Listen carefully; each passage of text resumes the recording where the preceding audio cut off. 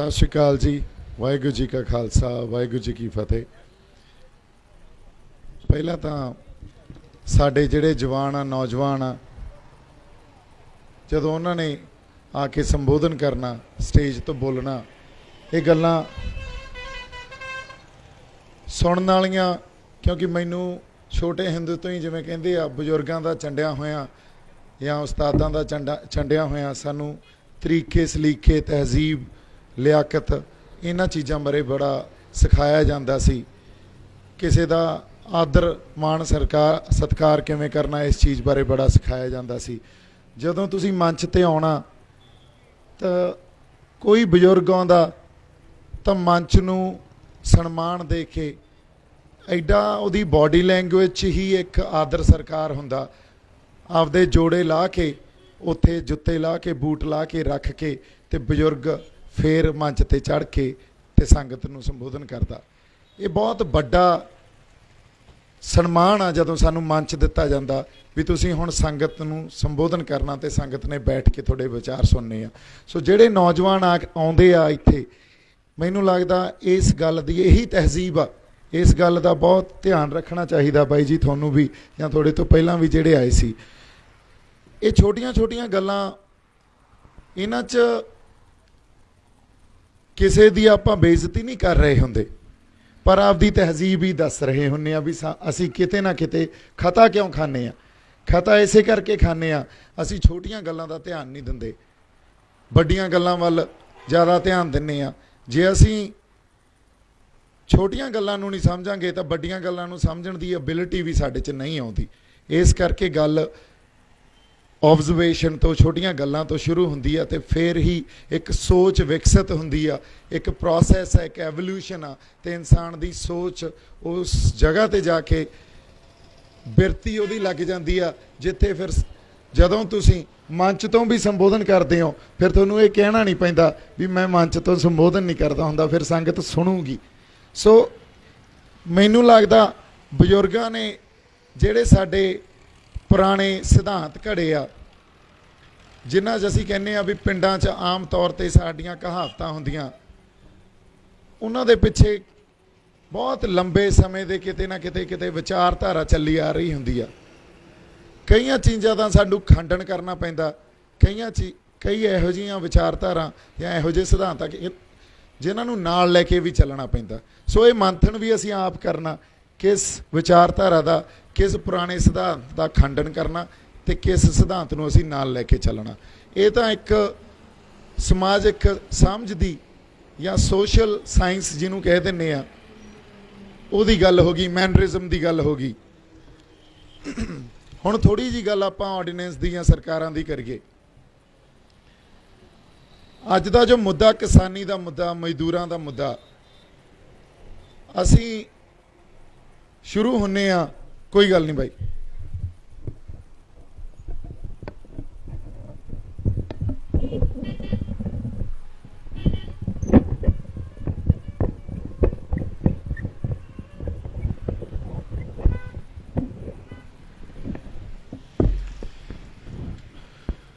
असीं शुरू हुन्ने आ 1960 1966 चों,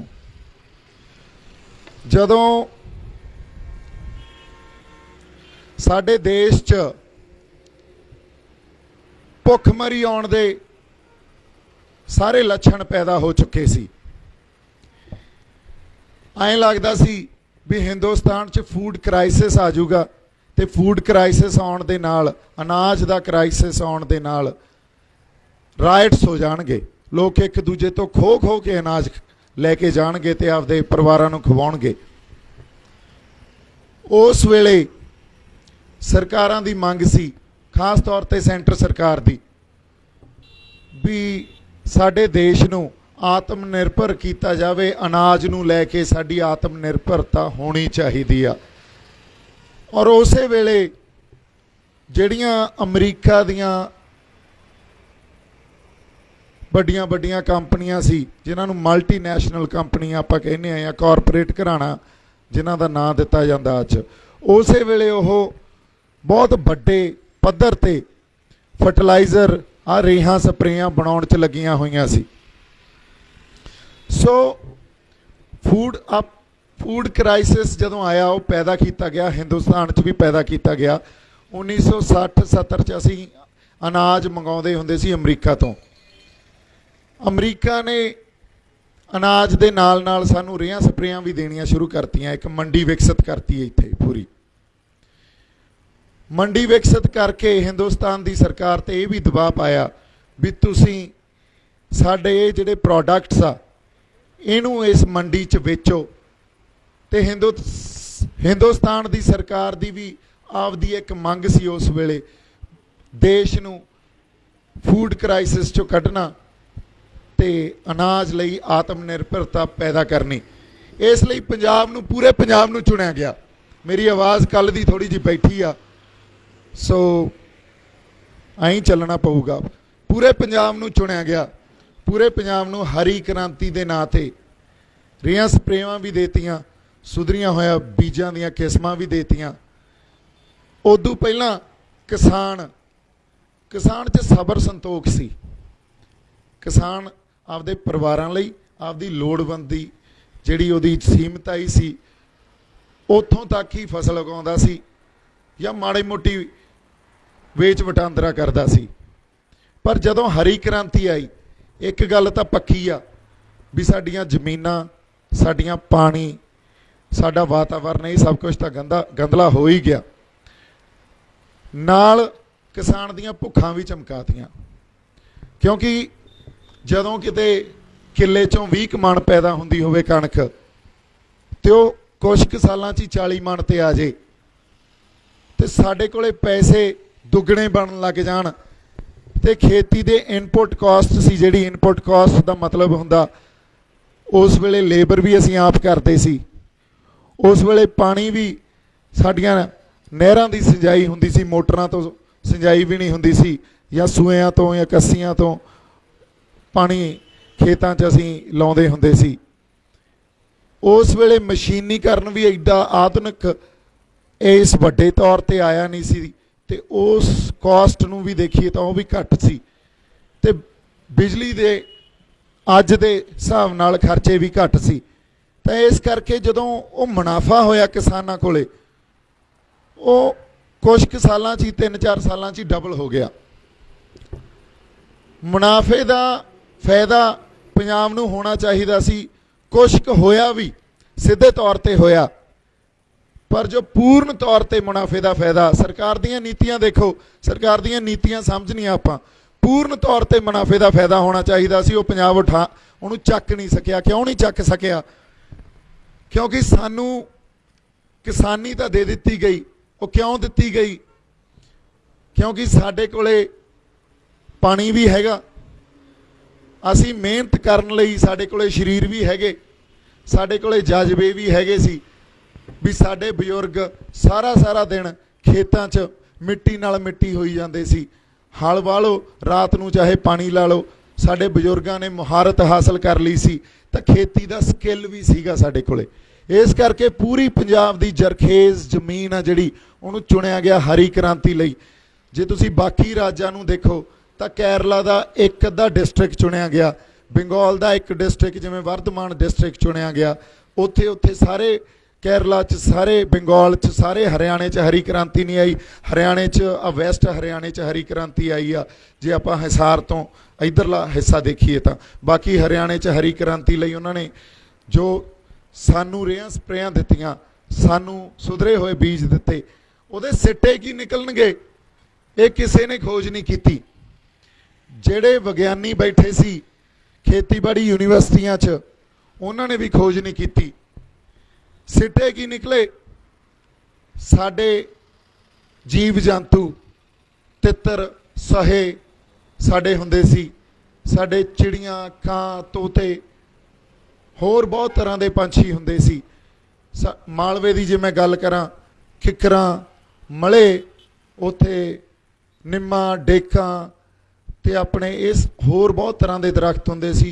हौली हौली वो सब गायब होने शुरू हो गए, क्योंकि ईकोलॉजिकल जदों किते आपां विकास लियाउणा होवे या सुधार लियाउणा होवे उहदे नाल नाल तुहानूं वातावरण की नॉलेज होनी, वातावरण की जानकारी होनी, जिन्हों मॉडर्न ਲੈਂਗੁਏਜ ਈਕੋਲੋਜੀਕਲ ਲਿਟਰੇਸੀ ਕਿਹਾ ਜਾਂਦਾ, ਇਹ ਹੋਣੀ ਬਹੁਤ ਜ਼ਰੂਰੀ ਆ।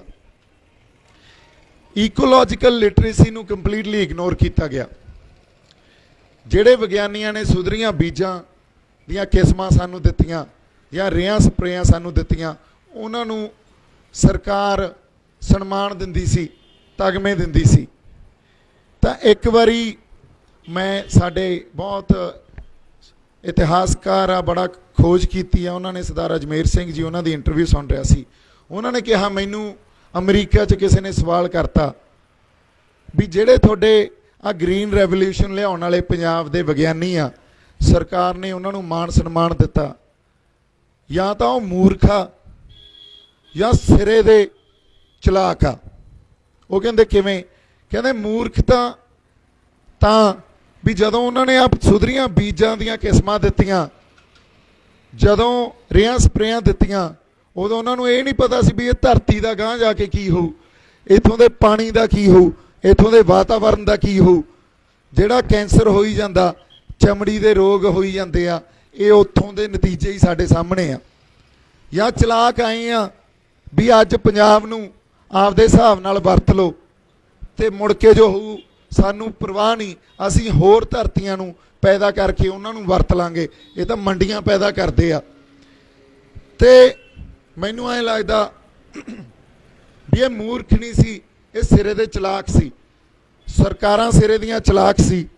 ਇਹਨਾਂ ਨੂੰ ਪਤਾ ਸੀ ਇਸ ਵੇਲੇ ਪੰਜਾਬ ਨੂੰ ਵਰਤ ਲਓ। ਪੰਜਾਬ ਨੂੰ ਵਰਤਿਆ ਗਿਆ 30-40 ਸਾਲ ਬਹੁਤ ਵੱਡੇ ਸਾਜ਼ਿਸ਼ ਦੇ ਅਧੀਨ, ਕੌਨਸਪੀਰੇਸੀ ਦੇ ਅਧੀਨ ਵਰਤਿਆ ਗਿਆ। ਜਦੋਂ ਸਾਡੇ ਇਹੋ ਜਿਹਾ ਕ੍ਰਾਈਸਿਸ ਆ ਗਿਆ ਵੀ ਸਾਡੀਆਂ ਭੁੱਖਾਂ ਵੀ ਚਮਕਾ ਦਿੱਤੀਆਂ ਗਈਆਂ, ਸਾਨੂੰ ਉਤੋਂ ਫਾਇਦਾ ਹੋਇਆ, ਪਰ ਉਹ ਫਾਇਦਾ ਸਾਨੂੰ ਫਰਿੱਜਾਂ ਵੀ ਦੇਤੀਆਂ, ਸਾਨੂੰ ਏਸੀ ਵੀ ਦੇਤੇ, ਸਾਨੂੰ ਕੂਲਰ ਵੀ ਦੇਤੇ, ਸਾਨੂੰ ਮੋਟਰਸਾਈਕਲ ਵੀ ਦੇਤੇ। ਨਾ ਤਾਂ ਇੱਥੇ ਕੂਲਰ ਬਣਦੇ ਸੀ, ਨਾ ਉਦੋਂ ਏਸੀ ਬਣਦੇ ਸੀ, ਨਾ ਮੋਟਰਸਾਈਕਲ ਬਣਦੇ ਸੀ।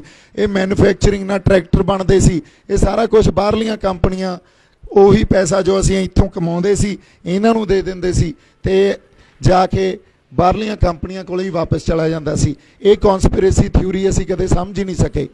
ਜੇ ਪੰਜਾਬ ਕਦੇ ਇੰਡਸਟਰੀ ਮੰਗਦਾ ਸੀ ਤਾਂ ਪੰਜਾਬ ਨੂੰ ਇੰਡਸਟਰੀ ਲਈ ਨੋ ਕਰ ਦਿੱਤੀ ਜਾਂਦੀ ਸੀ ਵੀ ਨਹੀਂ, ਪੰਜਾਬ ਨੂੰ ਇੰਡਸਟਰੀ ਨਹੀਂ ਦੇ ਸਕਦੇ, ਤੁਸੀਂ ਤਾਂ ਖੇਤੀਬਾੜੀ 'ਚ ਹੀ ਇੰਨੇ ਜ਼ਿਆਦਾ ਮੁਹਾਰਤ ਹਾਸਲ ਕਰ ਲਈ ਆ ਤੇ ਤੁਹਾਡਾ ਮੁਨਾਫਾ ਹੀ ਇੰਨੀ ਜ਼ਿਆਦਾ ਵੀ ਜੇ ਤੁਸੀਂ ਇੰਡਸਟਰੀ ਵੀ ਲੈ ਲਈ ਤਾਂ ਤੁਹਾਡੀ ਪਰ ਕੈਪੀਟਾ ਇਨਕਮ ਜਾਂ ਜਿਹੜੀ ਸਾਡੀ ਇਨਕਮ ਆ ਉਹ ਇੰਨੀ ਜ਼ਿਆਦਾ ਵੱਧ ਜੂ ਬਾਕੀ ਇਸ ਦੇਸ਼ ਦੇ ਸਟੇਟਾਂ ਦੇ ਕੰਪੈਰੀਟਿਵਲੀ, ਵੀ ਤੁਹਾਡੇ 'ਚ ਵਖਰੇਵਾਂ ਪੈਦਾ ਹੋ ਜਾਊਗਾ। ਤੇ ਆਰਥਿਕ ਵਖਰੇਵਾਂ ਵੀ ਜਦੋਂ ਤੁਹਾਡੇ ਕਿਸੇ ਖਿੱਤੇ 'ਚ ਆਉਂਦਾ, ਉਹਨੂੰ ਐਂ ਲੱਗਦਾ ਵੀ ਯਾਰ ਮੈਂ ਜਾਂ ਉੱਥੋਂ ਦੇ ਵਸਨੀਕਾਂ ਨੂੰ, ਉੱਥੋਂ ਦੇ ਲੋਕਾਂ ਨੂੰ, ਉੱਥੋਂ ਦੇ ਆਗੂਆਂ ਨੂੰ ਇਹ ਲੱਗਦਾ ਵੀ ਅਸੀਂ ਤਾਂ ਬਹੁਤ ਅੱਗੇ ਲੰਘ ਗਏ, ਬਾਕੀ ਜਿਹੜੇ ਲੋਕ ਆ ਜਾਂ ਬਾਕੀ ਸੂਬੇ ਆ ਉਹਨੇ ਅੱਗੇ ਨਹੀਂ ਪਹੁੰਚ ਸਕੇ ਜਾਂ ਉਨੀ ਕਮਾਈ ਨਹੀਂ ਕਰਦੇ ਤੇ ਸਾਨੂੰ ਪਿੱਛੇ ਧੂ ਰਹੇ ਆ। ਤੇ ਭਾਰਤ ਸਰਕਾਰ ਇਹ ਕਦੇ ਵੀ ਨਹੀਂ ਚਾਹੁੰਦੀ ਸੀ ਵੀ ਪੰਜਾਬ ਅੱਗੇ ਲੰਘ ਚੱਕੇ ਜਾਂ ਇਕਨੋਮਿਕਲੀ ਅਸੀਂ ਬਾਕੀ ਸੂਬਿਆਂ ਤੋਂ ਬਹੁਤ ਅੱਗੇ ਲੰਘ ਜਾਈਏ। ਹੁਣ ਇਸ ਗੱਲ ਨੂੰ ਮੁੱਖ ਰੱਖਦੇ ਹੋਏ ਸਾਨੂੰ ਇੰਡਸਟਰੀ ਕਦੇ ਨਹੀਂ ਮਿਲੀ, ਸਿਰਫ ਖੇਤੀਬਾੜੀ ਹੀ ਦਿੱਤੀ ਗਈ। ਖੇਤੀਬਾੜੀ ਤੋਂ ਇੱਕ ਜਿਹੜਾ ਸਮਾਜ ਆ ਅੱਗੇ ਜਾਂਦਾ ਹੁੰਦਾ ਇੰਡਸਟਰੀ ਵੱਲ। ਇੰਡਸਟਰੀ ਤਾਂ ਕਦੇ ਸਮਾਜ 'ਚ ਆਈ ਨਹੀਂ ਸਾਡੇ, ਤਾਂ ਇੰਡਸਟਰੀਅਲ ਇਕੋਨਮੀ ਨੇ ਸਾਨੂੰ ਕਦੇ ਸਪੋਰਟ ਹੀ ਨਹੀਂ ਕੀਤਾ। ਅਸੀਂ ਅੱਜ ਵੀ ਖੇਤੀ ਤੇ ਹੀ ਖੜ ਗਏ ਆ ਕੇ। ਇੰਡਸਟਰੀ ਤੋਂ ਅੱਗੇ ਸਮਾਜ ਜਾਂਦਾ ਸਰਵਿਸ ਇੰਡਸਟਰੀ ਵੱਲ, ਸਰਵਿਸ ਇਕੋਨਮੀ ਵੱਲ, ਜਿਹੜੀ ਅੱਜ ਦੀ ਮਾਡਰਨ ਇਕੋਨਮੀ ਦੀ ਫਾਊਂਡੇਸ਼ਨ ਆ। ਜੇ ਮਾਡਰਨ ਇਕੋਨਮੀ 'ਚ ਰੁਜ਼ਗਾਰ ਦੀ ਗੱਲ ਕਰਦੇ ਆ ਤਾਂ ਸਰਵਿਸ ਇੰਡਸਟਰੀ ਆ। ਸਰਵਿਸ ਇੰਡਸਟਰੀ 'ਚ ਟੂਰਿਜ਼ਮ ਵੀ ਆਉਂਦਾ, ਸਰਵਿਸ ਇੰਡਸਟਰੀ 'ਚ ਐਜੂਕੇਸ਼ਨ ਵੀ ਆਉਂਦੀ ਆ, ਸਰਵਿਸ ਇੰਡਸਟਰੀ 'ਚ ਜਿਹੜੇ ਆਹ ਕਾਲ ਸੈਂਟਰ ਖੁੱਲ੍ਹੇ ਆ ਇਹ ਵੀ ਆਉਂਦੇ ਆ, ਸਰਵਿਸ ਇੰਡਸਟਰੀ 'ਚ ਹਸਪਿਟੈਲਿਟੀ ਵੀ ਆਉਂਦੀ ਆ। ਮਾਡਰਨ ਇਕੋਨਮੀ ਦੀ ਫਾਊਂਡੇਸ਼ਨ ਆ ਜਾਂ ਅੱਜ ਦੀ ਜਿਹੜੀ ਆਰਥਿਕਤਾ ਉਹਦੀ ਇਹ ਕਹਿ ਲਓ ਵੀ ਨੀਂਹ ਰੱਖਦੀ ਆ ਸਰਵਿਸ ਇੰਡਸਟਰੀ। ਪੰਜਾਬ ਕੋਲੇ ਉਹ ਵੀ ਹੈ ਨਹੀਂ। ਸਰ ਪੰਜਾਬ ਕੋਲੇ ਲੈ ਦੇ ਕੇ 1960 ਤੋਂ ਅੱਜ ਤਾਈਂ ਹੈ ਕਿ ਖੇਤੀ। ਖੇਤੀ ਸਰਕਾਰਾਂ ਨੇ ਪ੍ਰੋਟੈਕਟ ਕਰਨੀ ਹੁੰਦੀ ਆ, ਸਰਕਾਰਾਂ ਨੇ ਕਿਸਾਨਾਂ ਨੂੰ ਸਾਂਭ ਕੇ ਰੱਖਣਾ ਹੁੰਦਾ, ਸਰਕਾਰਾਂ ਨੇ ਕਿਸਾਨਾਂ ਨੂੰ ਸਬਸਿਡੀਆਂ ਦੇਣੀਆਂ ਹੁੰਦੀਆਂ। ਸਾਨੂੰ ਨਾ ਕਦੇ ਉਹਨਾਂ ਨੇ प्रोटैक्ट किया, साਂਭ के रखिया, ना कदे सबसिडियां दित्तियां तो साडी MSP चों खो लैंदे सी। इधरों सानू बिजली मुफ्त दे देंदे, उधरों MSP चों घटा देंदे, तो गल फिर उत्थे ही आ जाती। ये नीतियां भी साडे कदे समझ नहीं आईयां या साडे बजुर्गां दे, क्योंकि असीं तां मंगदे ही दान, भरोसा दान दा, अरदास च असीं भरोसा दान मंगदे आ। तो बजुर्गां नूं तां ऐ हुंदा सी भी साडे आगू, असीं उन्हां नूं वोटां पाईयां, वो साडे लई काम करनगे, पर आगूआं ने गदारियां कीतियां साडे लई, साडे आगूआं ने भी नहीं काम कीता। सो गल कित्थे आके अड़ गई? कल्ली खेती ते। जे खेती ते गल अज भी खड़ी आ, हुण इंडिया दी GDP फिरदी आ -23 ते। GDP की हुंदी है ये भी आपां समझ लैने आ।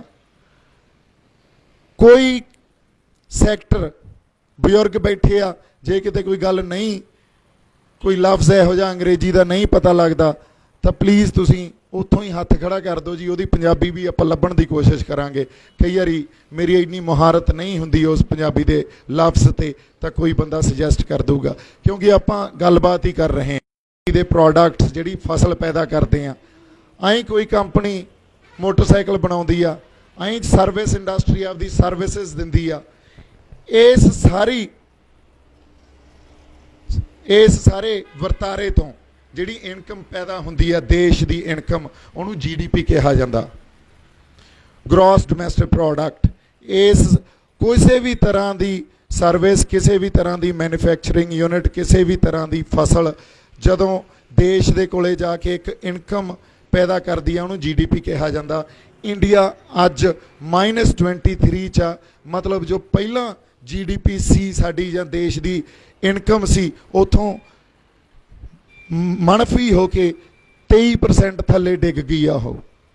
कल्ली खेती आ जिहड़ी अज भी मुनाफा दे रही आ सरकार नूं, सानू नहीं दे रही, सरकार नूं।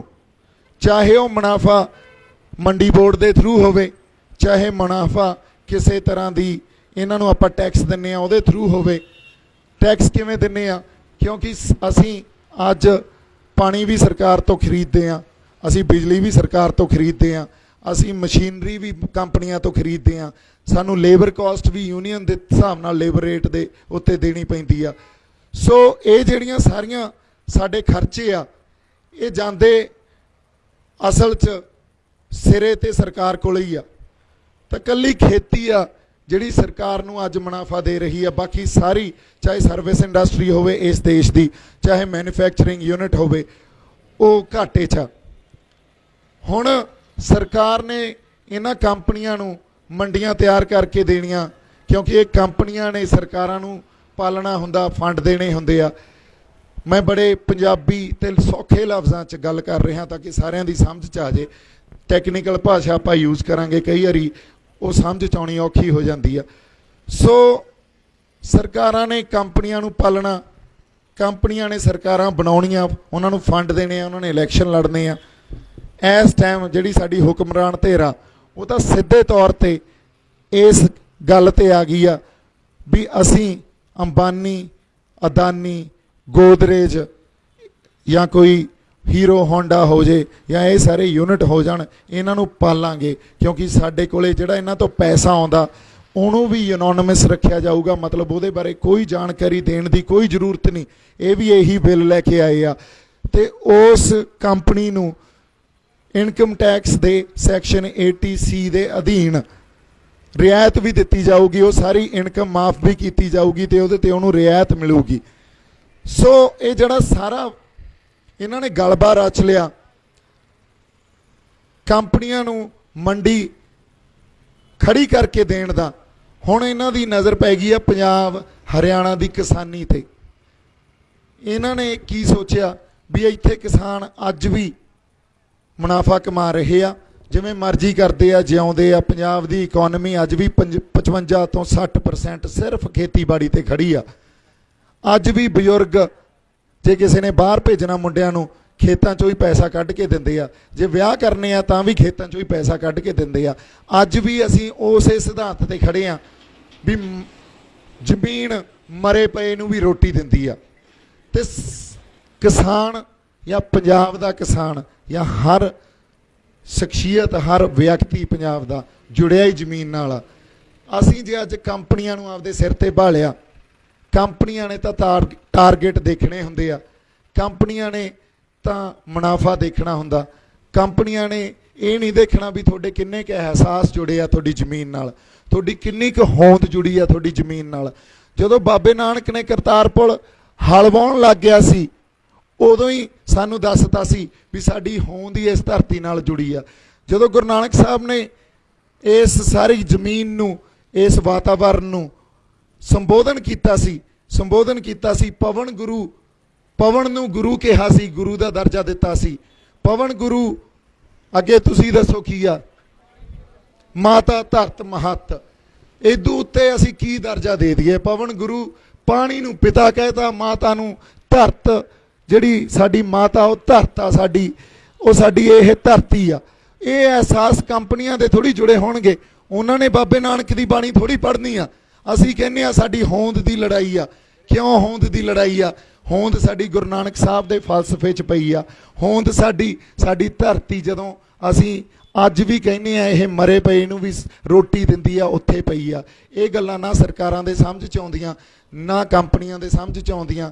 ਸਾਡੇ ਉੱਤੇ ਕਾਨੂੰਨ ਬਣਾ ਕੇ ਲੈ ਆਉਂਦੇ ਆ ਤੇ ਅਸੀਂ ਕਹਿੰਦੇ ਆ ਕਾਨੂੰਨ ਮਾੜੇ ਆ।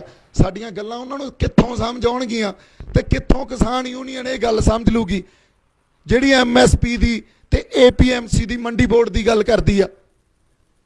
ਇੱਕ ਅਹਿਸਾਸ ਹੁੰਦਾ, ਰੂਹਾਂ 'ਚ ਵਸਿਆ ਹੁੰਦਾ। ਸਾਡੇ ਅਹਿਸਾਸ ਰੂਹਾਂ 'ਚ ਵਸਿਆ, ਸਾਡੇ ਧਰਤੀ ਸਾਡੀ ਰੂਹਾਂ 'ਚ ਵਸੀ ਆ। ਹੁਣ ਕਿਸਾਨ ਯੂਨੀਅਨ ਨੂੰ ਮੈਂ ਕਿੱਥੋਂ ਸਮਝਾ ਦਾਂ ਵੀ ਇਹ ਤਾਂ ਯਾਰ ਗੱਲ ਹੀ ਰੂਹਾਂ ਦੀ ਹੋ ਰਹੀ ਆ, ਇਹ ਤਾਂ ਗੱਲ ਕਿਸੇ ਹੋਰ ਪਿਰਤੀ ਦੀ ਚੱਲ ਰਹੀ ਆ। ਤੁਹਾਡੇ ਕੋਲੇ ਆ ਕੇ ਜੇ ਵਾਹਿਗੁਰੂ ਜੀ ਕਾ ਖਾਲਸਾ ਵਾਹਿਗੁਰੂ ਜੀ ਕੀ ਫਤਿਹ ਕਹਿ ਦਿੰਦੇ ਆ, ਤੁਸੀਂ ਕਾਮਰੇਡਾਂ ਵਾਲੀ ਗੱਲ ਕਰਕੇ ਕਹਿੰਦੇ ਹੋ ਆਹ ਗੱਲ ਨਾ ਕਰੋ ਯਾਰ, ਹਨਾ। ਸੋ ਜੇ ਸਾਡੀਆਂ ਰੂਹਾਂ ਨੂੰ ਹੀ ਨਹੀਂ ਸਮਝੋਗੇ, ਫਿਰ ਤੁਹਾਡੇ ਤੇ ਸਰਕਾਰਾਂ 'ਚ ਕੀ ਫਰਕ ਰਹਿ ਗਿਆ? ਜੇ ਤੁਸੀਂ ਸਾਨੂੰ ਕਹਿੰਦੇ ਹੋ ਕਿਸਾਨਾਂ ਦੇ ਹੱਲ ਦਿਓਗੇ ਤਾਂ ਸਾਡੀ ਰੂਹਾਂ ਨੂੰ ਤਾਂ ਸਮਝੋ ਪਹਿਲਾਂ, ਸਾਡੀ ਹੋਂਦ ਪਈ ਆ ਉੱਥੇ। ਇਸੇ ਤਰ੍ਹਾਂ ਹੀ ਸਾਡੀ ਹੋਂਦ ਦੀ ਲੜਾਈ ਆ। ਜੇ ਮੈਂ ਅੱਜ ਕਹਿਣਾ ਵੀ ਕੋਈ ਗੱਲ ਨਹੀਂ, ਅਸੀਂ ਵਿਚਾਰਾਂ ਦੇ ਵਖਰੇਵੇਂ ਹੋ ਸਕਦੇ ਆ, ਪਰ ਵਿਚਾਰਾਂ ਦੇ ਵਖਰੇਵਿਆਂ ਲਈ ਮਿਲ ਜੋੜ ਕੇ ਬਹਿ ਜਾਂਦੇ ਆ, ਸਿਰ ਜੋੜ ਕੇ ਬਹਿ ਜਾਂਦੇ ਆ, ਗੱਲਬਾਤ ਕਰ ਲੈਂਦੇ ਆ, ਕੋਈ ਨਾ ਕੋਈ ਹੱਲ ਨਿਕਲਿਆ ਆਊਗਾ ਸੰਵਾਦ 'ਚ, ਹਉਮੈ 'ਚ, ਮੈਂ 'ਚ। ਜੇ ਤੁਸੀਂ ਕਹਿੰਦੇ ਹੋ ਮੂਵਮੈਂਟ ਜਿਹੜੀ ਆ, ਅੰਦੋਲਨ ਜਿਹੜਾ, ਇਹਦੇ ਤੇ ਵੀ ਗਲਬਾ ਪਾਲ ਗਏ, ਔਰ ਗਲਬਾ ਵੀ ਐਂ ਪਾਲ ਗਏ ਵੀ ਸਾਡਾ ਅੰਦੋਲਨ ਆ, ਫਿਰ ਤੁਸੀਂ ਵੀ ਉਹੀ ਕਰ ਰਹੇ ਹੋ। ਇੱਕ ਪਾਸੇ ਸਰਕਾਰ ਕਹਿ ਰਹੀ ਆ ਸਾਡੀ ਸਰਕਾਰ ਆ, ਤੁਸੀਂ ਕਹਿ ਰਹੇ ਹੋ ਸਾਡਾ ਅੰਦੋਲਨ ਆ। ਉਧਰ ਵੀ ਲੋਕ ਨਹੀਂ, ਇੱਧਰ ਵੀ ਲੋਕ ਨਹੀਂ, ਫਿਰ ਜਵਾਬ ਕੀ ਆ ਤੁਹਾਡੇ ਕੋਲੇ? ਫਿਰ ਤੁਹਾਡੇ ਨਾਲ ਉਦੋਂ ਤੱਕ ਬੈਠਣ ਦਾ ਕੋਈ ਫਾਇਦਾ ਨਹੀਂ ਜਦੋਂ ਤੱਕ ਤੁਹਾਨੂੰ ਸਮਝ ਨਹੀਂ ਆਉਂਦੀ ਵੀ ਤੁਹਾਡਾ ਅੰਦੋਲਨ ਨਹੀਂ ਆ, ਇਹ ਲੋਕਾਂ ਦਾ ਅੰਦੋਲਨ ਆ, ਇਹ ਲੋਕ ਲਹਿਰ ਆ। ਇੰਨੀ ਕੁ ਗੱਲ ਮੈਂ ਤੁਹਾਡੇ ਨਾਲ ਕਰਨੀ ਸੀ। ਮੇਰੇ ਵੱਲੋਂ ਬਹੁਤ ਸਾਰਾ ਪਿਆਰ ਤੇ ਸਤਿਕਾਰ। ਸਤਿ ਸ਼੍ਰੀ ਅਕਾਲ।